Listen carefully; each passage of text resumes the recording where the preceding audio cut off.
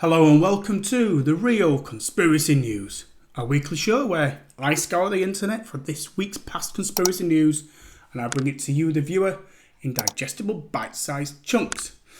Coming up, Phizer reports huge profits. Donald Trump asks, did the Chinese have a hurricane gun? And the EU draft the chat control legislation.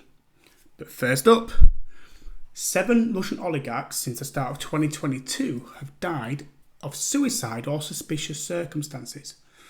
Now, in April, Sergei Profiteering, a 55-year-old, was found dead at a Spanish villa. His daughter, 18, and his wife, 53, were also found stabbed to death.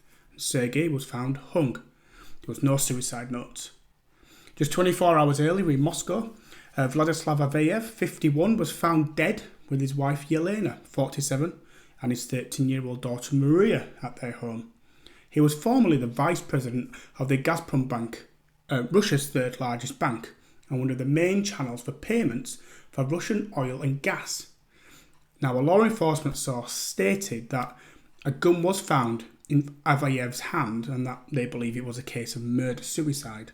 In January, 60-year-old Leonid Shulman, who used to work for Gazprom, was found dead in the bathroom of a cottage near Leningrad, next to a note that led police to believe he died by suicide, even though he had multiple stab wounds.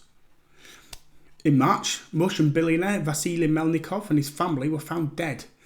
He was a director of a large medical company called Medstone, and supposedly he killed his 41-year-old wife and 2 children at 10 and 4 years old before killing himself. They'd all died from stab wounds and the knives found at the scene of the crime. In February, Mikhail Watford was found dead in his home. He was found hanging in the garage of his home by a gardener. Supposedly, again, there were no circumstances that are suspicious. In February, Gazprom's Deputy General Director Alexander Chulikov was found dead in a cottage near St. Petersburg. He had hung himself and there was a suicide note. This week, Alexander Subotin, 43, a former top executive with energy giant Lukoil, supposedly sought the advice of shamans to cure a hangover. The oligarch had reportedly treated this with toad venom, which was put in an incision in his skin. Soon afterwards, he had a heart attack and then was given a tranquilizer from the herb valerian. The next morning, he was found dead by both the shamans. None of these men, by the way, were on the current sanctions list, and none of them had made any known comments, at least, about the Ukraine war. And whilst there's no actual evidence that these deaths are anything other than coincidences, because coincidences can happen, this still seems extremely suspicious. It's currently been touted that maybe there was traces of fraud being covered up, or maybe there's just a purge in Putin's inner circle as the world's grip tightens on Russia. This isn't necessarily the first time this has happened. Now, USA Today reported in 2017 that between 2014 and 2017, 38 prominent Russians were victims of unsolved murders or suspicious deaths. Now, the list contains 10 high-profile critics of Vladimir Putin, 7 diplomats, 6 associates of the Kremlin power brokers who had falling out, often over corruption, 13 military or political leaders involved in the conflict of eastern Ukraine, which was being an ongoing war, including commanders of the Russian-backed separatist forces. 2 are possibly connected to a dossier alleging connections between former President Trump's campaign staff and Kremlin officials that was produced by a British spy and shared with the FBI.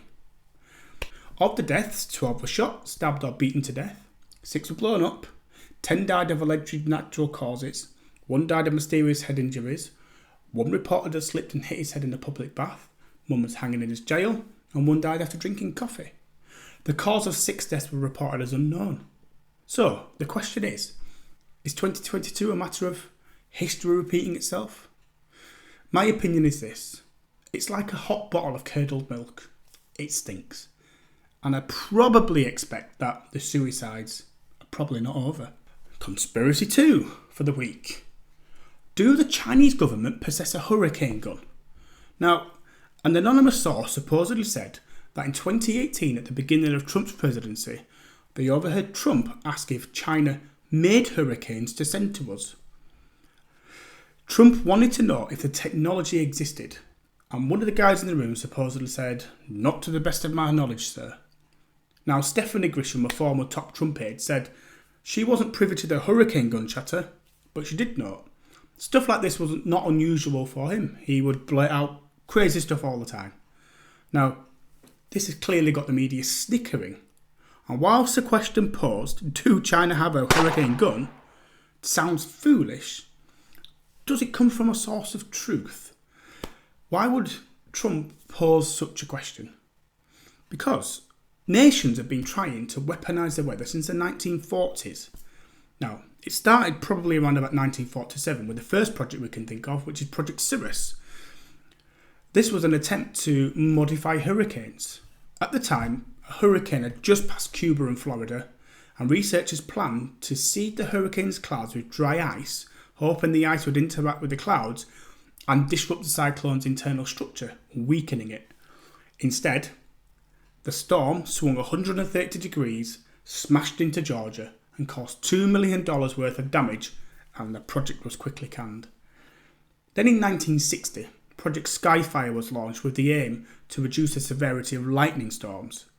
Then in 1961, Project Skywater aimed to prove that there was a real practical basis for weather modification.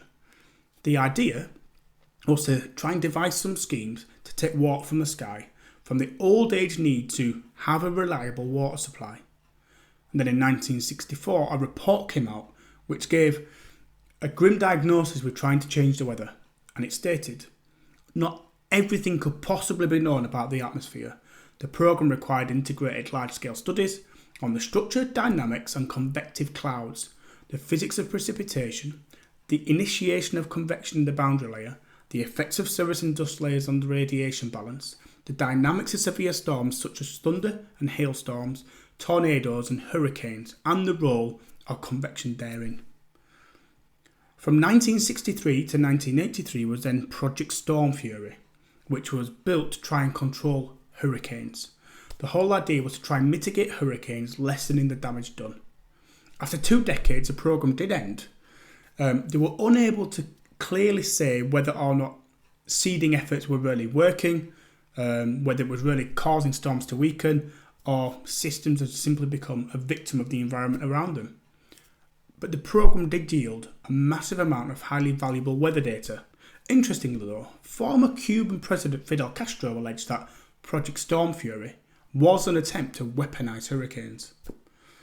Now in Beijing 2008 in the Olympic Games, the Chinese government did cloud seed in Beijing to stop it raining during the opening ceremony. Let's not forget the United States have also used weather warfare in the Vietnam War. Operation Popeye saw the use of cloud seeding over Ho Chi Minh Trail, increasing rainfall by an estimated 30% during 1967 and 1968. Currently, China are building weather modification technology themselves. Between 2012 and 2017, China spent a reported £1 billion tackling water shortages. Now, it's aiming to control rain and snow across an area that is more than 1.5 the time size of India, or 20 United Kingdoms, and it's due to complete by 2025. Now, something of this size, nobody's got any idea how it's really going to affect the world's climate. And as a final note on this topic, in 1997, the former Secretary of Defence William Cohen said in a Department of Defence news briefing, "Others are engaging even in an eco-type terrorism whereby they can alter the climate, set off earthquakes, volcanoes remotely through the use of electromagnetic waves." So there's quite a history of weather modification and attempting to play with the weather, and even weaponising the weather. So the question is, was it really a silly question to ask by Trump? Weather modification is the world's greatest weapon. Governments have been trying to manipulate the weather for 75 years. And with billions spent on black projects, we've got absolutely no idea what is available. Commercial technology is decades behind military technology. And whether or not we think this was a daft question by Trump is entirely up to you.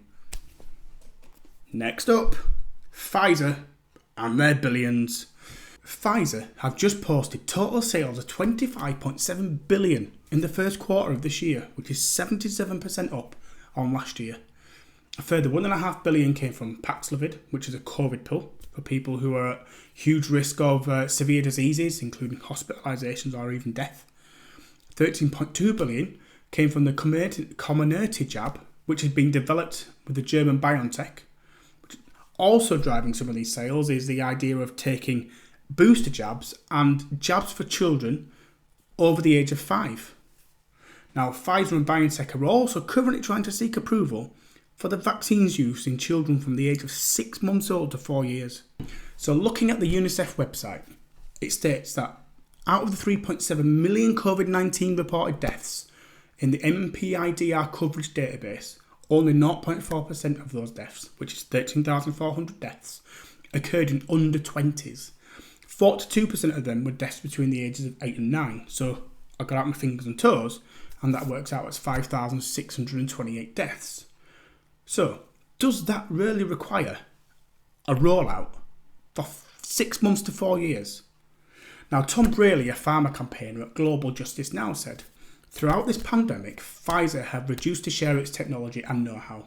Instead, it's maintained a monopoly control over its vaccine treatment and keeping a chokehold on global supply. Despite calls from campaigners to allow countries in the global south to manufacture their own vaccines and treatments, Pfizer continues to put profit over people's health. Now, this is really the truth of the matter, isn't it? Not allowing others to develop a vaccine shows that profit over health is indeed profiteering. The priority was to profit in a time of crisis and chaos. In March, Pfizer CEO Albert Bourla said that a 4th dose will be required to keep hospitalisations manageable and sicknesses more mild. Pfizer's revenues last year doubled to $81.3 billion, and it's expected to go between $98 and $102 billion this year. Half of that is all from COVID products alone. $32 billion from the Comirnaty and $22 billion from Paxlovid. Other companies, though, whilst COVID-19 pandemic was occurring, AstraZeneca and Johnson & Johnson went down the not-for-profit route and priced their COVID vaccines at cost. Now, towards the end of last year, AstraZeneca did move away from its not-for-profit pricing and said it's an equitable pricing. But they did that and Pfizer didn't.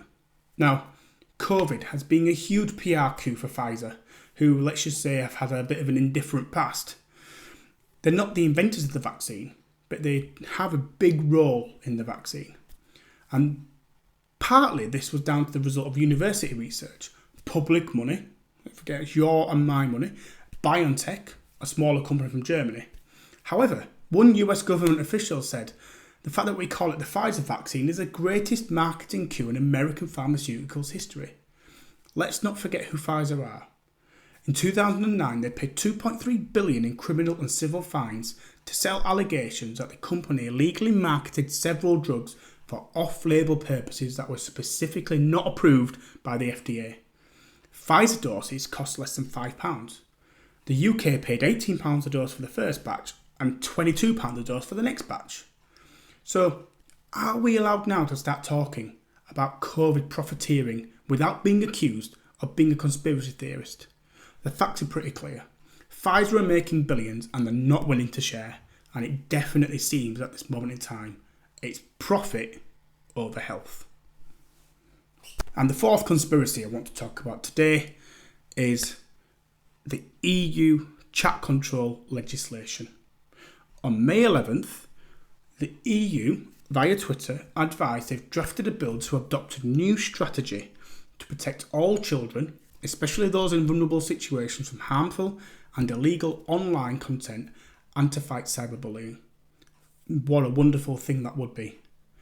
They said in the tweet that the tech companies have the skills and technology to detect abuse and it should be their responsibility to report it.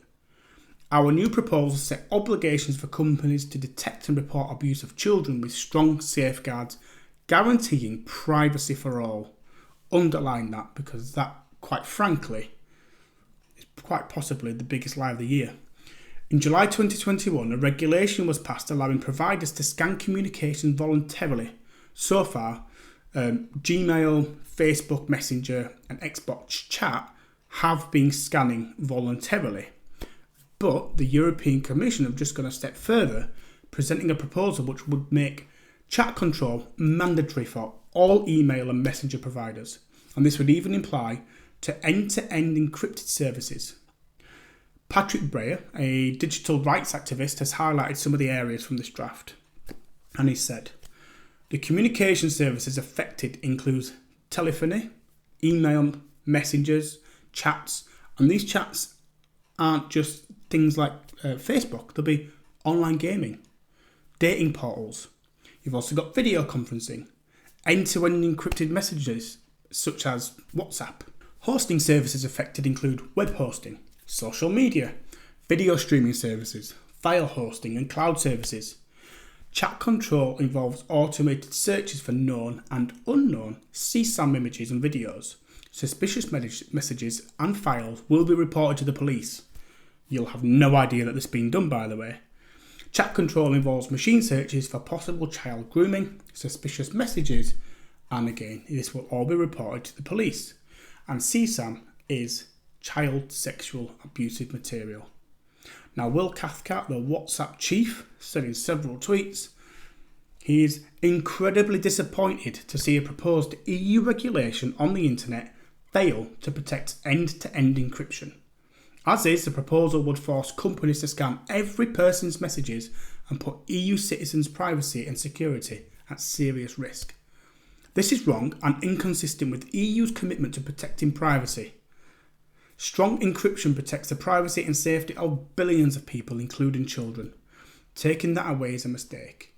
Building a surveillance system to proactively scan all private content was a terrible idea when Apple proposed it, and it's a terrible idea now. And if the EU mandates a scanning system like this to be built for one purpose in the EU, it will be used to undermine human rights in many different ways globally. Now, in the UK, the Human Rights Act Article 8, which is the right to privacy, states, everyone has the right to respect for his private and family life, his home and his correspondence. There shall be no interference by a public authority with the exercise of this right except such as is in the accordance of the law and is necessary in a democratic society in the interests of national security, public safety or the economic well-being of the country, for the prevention of disorder or crime, for the protection of health or morals, or for the protection of the rights and freedom of others. So for this to work, the AI will scan all of your chat conversations and emails. It will automatically search for suspicious content, and if an algorithm classifies your content, your messages as suspicious, this includes your private intimate photos, your private messages, your flirting, even your sexting. This can be read by staff if it's flagged up. Nothing is off the table. The net has been cast far and wide and everything can be monitored. So in order to catch a paedophile, you have to check everyone. Privacy is gone. It's as if everybody is guilty until proven innocent. I've mentioned this before as well in videos previously about the Orwellian Big Brother state, and this is a major leap into that direction. So before I go, I will leave you with a famous quote from Benjamin Franklin. He did once say, "Those who would give up essential liberty to purchase a little temporary safety deserve neither liberty nor safety." Thank you all very much for watching. I really do hope you've enjoyed the show.